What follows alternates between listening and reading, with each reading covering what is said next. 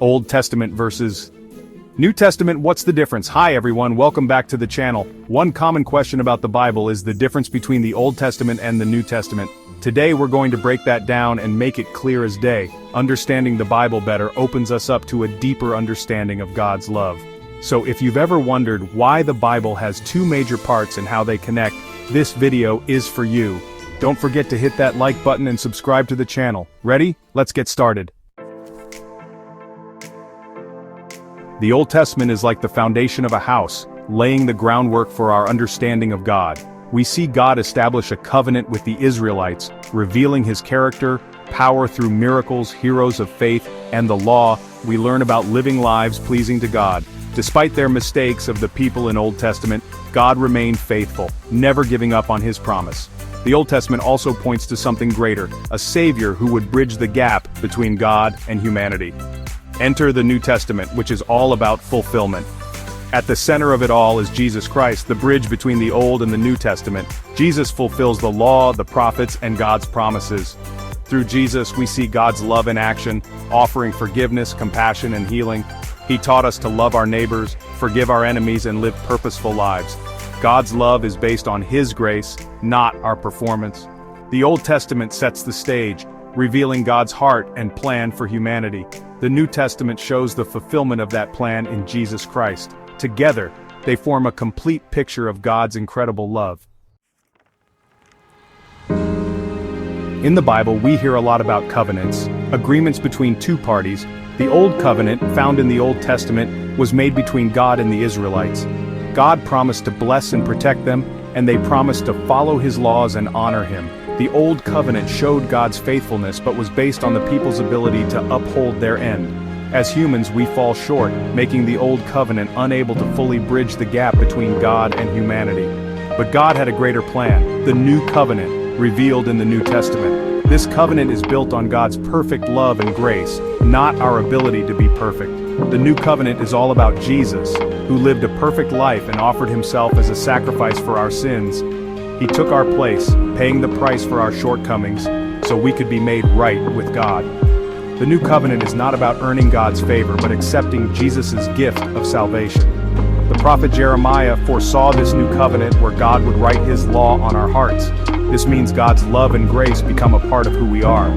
Jesus' sacrifice bridges the gap between God and humanity, offering us a relationship with him.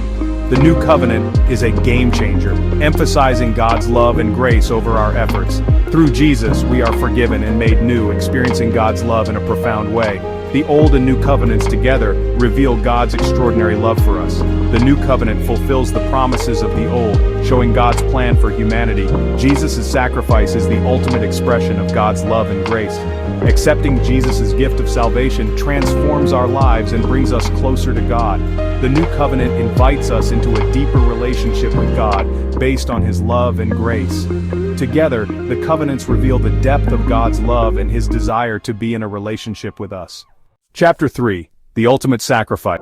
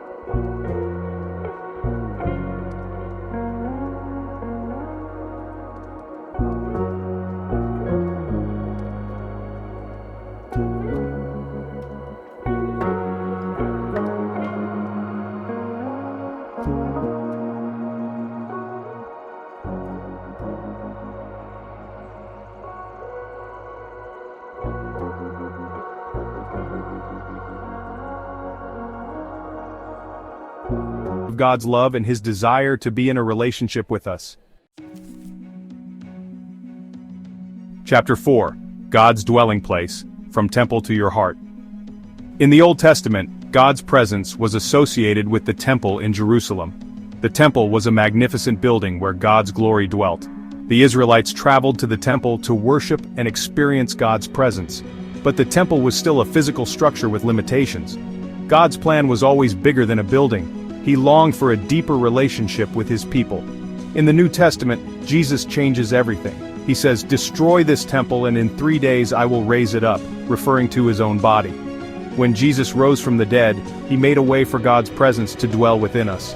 The Apostle Paul writes, "Do you not know that you are God's temple and that God's Spirit dwells in you?" As believers, we become the temple of the Holy Spirit. God's presence lives within us, not limited to a building or location. We carry him with us wherever we go, in our homes, at work, and everywhere in between. This new way of experiencing God's presence is available to all who believe in Jesus. It's not about our worthiness but about his grace and desire to be close to us. God's presence within us transforms our lives and deepens our relationship with him. Together, the Old and New Testaments reveal God's desire to dwell with his people and be in a relationship with us. The Bible, one story, one Savior, one incredible love. What ties the Old and New Testaments together? It's Jesus. He's the thread running through both. The Old Testament points forward to him, and the New Testament reveals him in all his glory. Jesus said in Matthew 5:17, "Do not think I have come to abolish the law or the prophets. I have not come to abolish them but to fulfill them." I hope this helped you see the beauty and unity of the Bible. It's one big story of God's love for you and me. If you enjoyed this video, please give it a thumbs up, share it with a friend, and subscribe for more faith-building content. Let me know in the comments, what's your favorite book from the Old or New Testament? I'd love to hear your thoughts. Until next time, keep growing in faith and walking in his love. God bless. Remember, God loves you.